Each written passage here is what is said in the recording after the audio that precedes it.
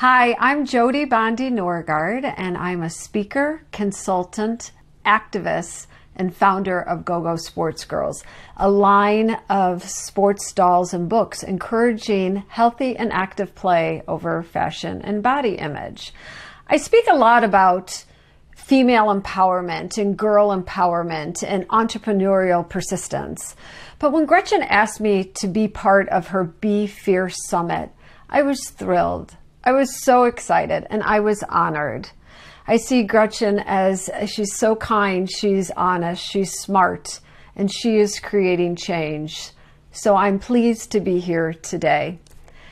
When I think of fierce, I think of a powerful, heartfelt intensity. And that's true for me. I was a fierce protector over my daughter and over every little girl in the world.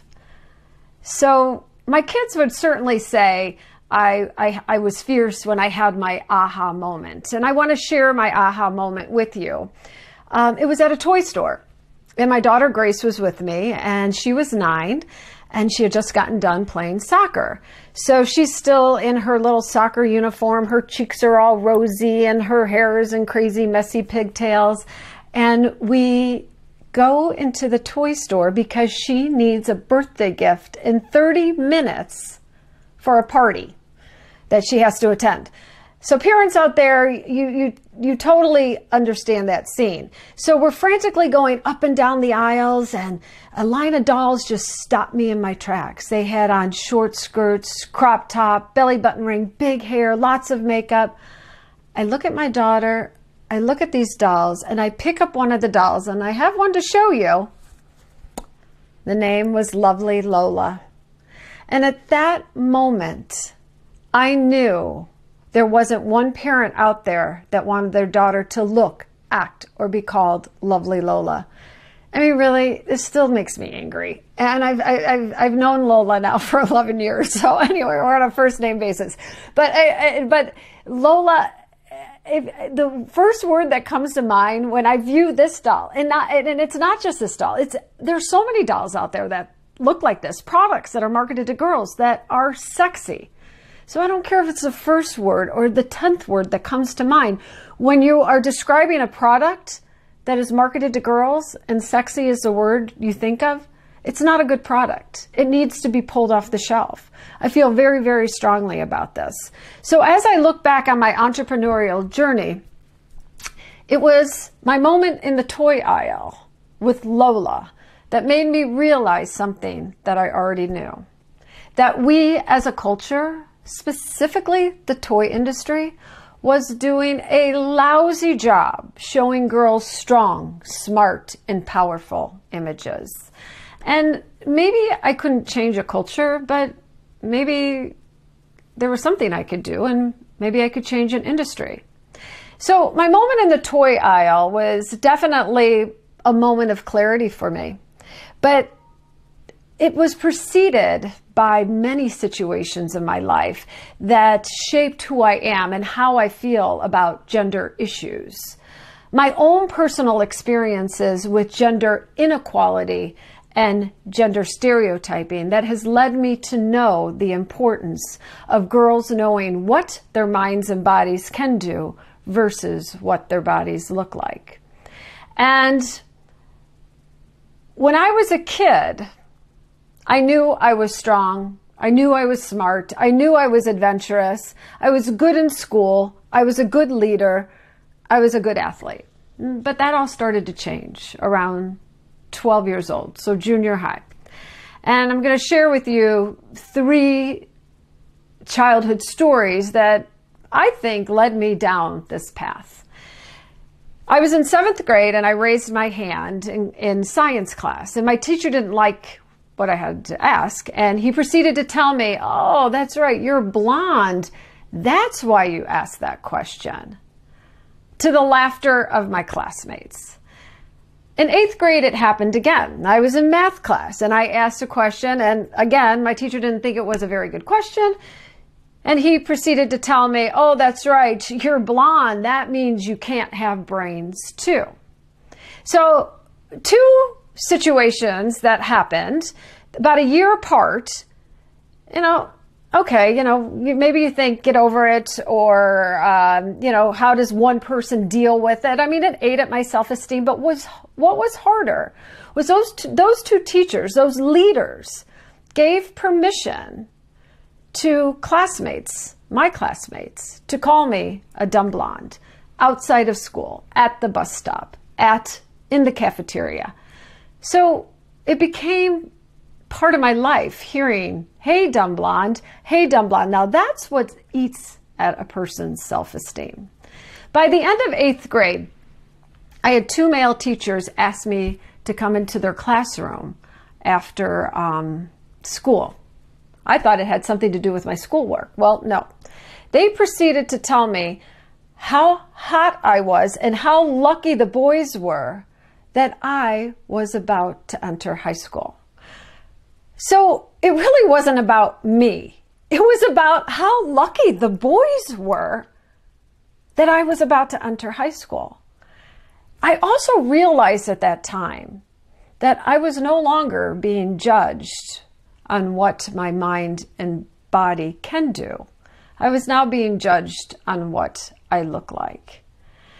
And what I have found in our culture is that there are many ways that women and girls are underestimated and misjudged.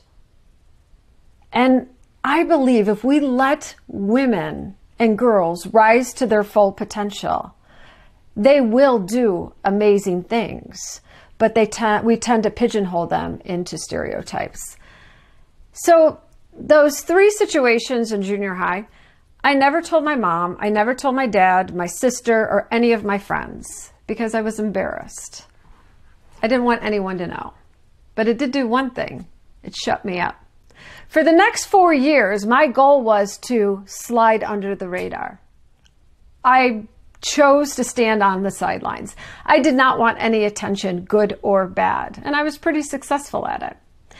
And by the time I got to college, I woke up. I remember feeling like, what am I doing? I have to get off the sidelines. I'm smart. I need to start sticking up for myself. And I did.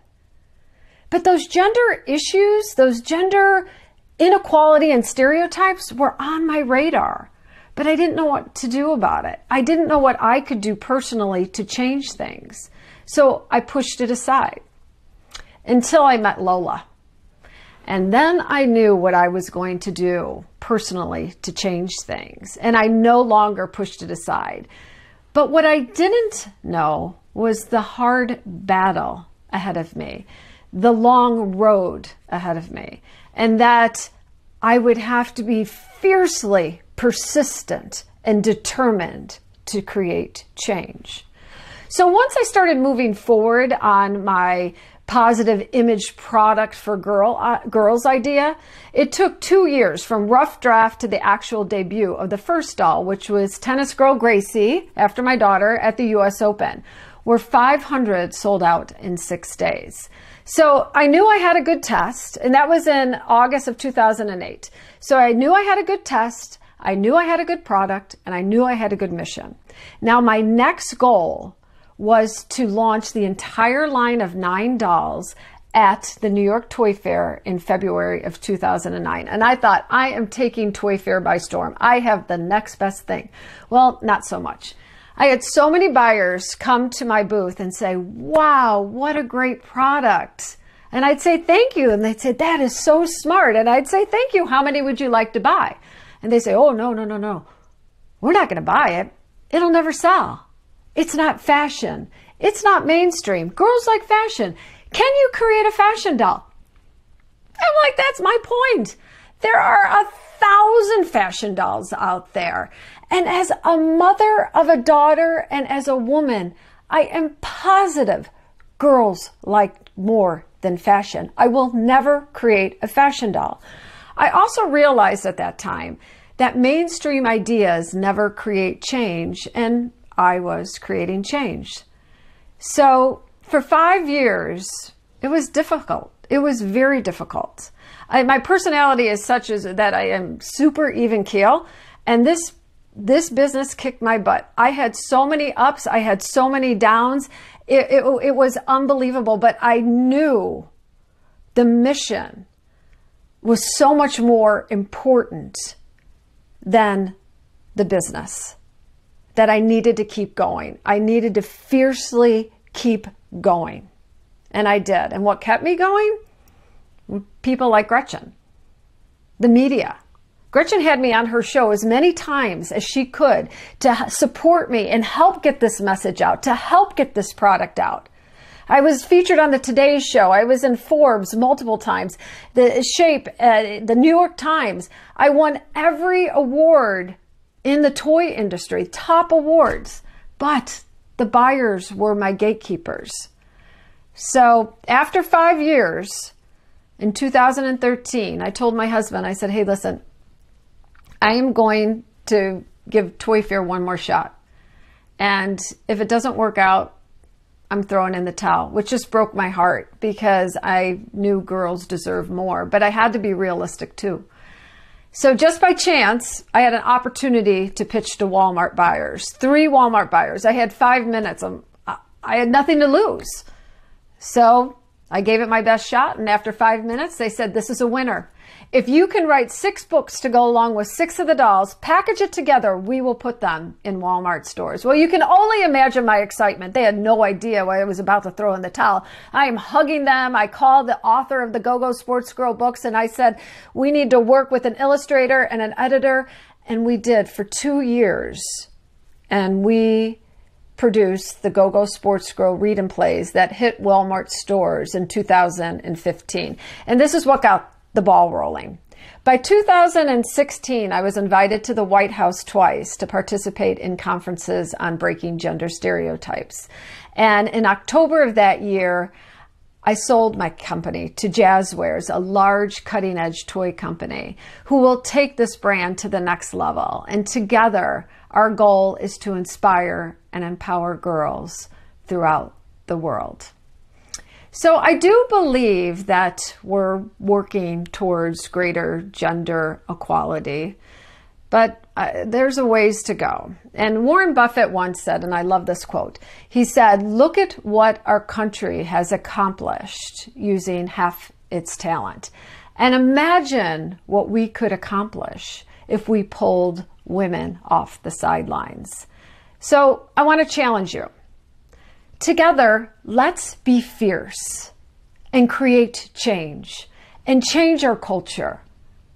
Pull every little girl off the sidelines and support her strong, smart, adventurous, and fierce spirit, because ultimately you are supporting our future female leaders.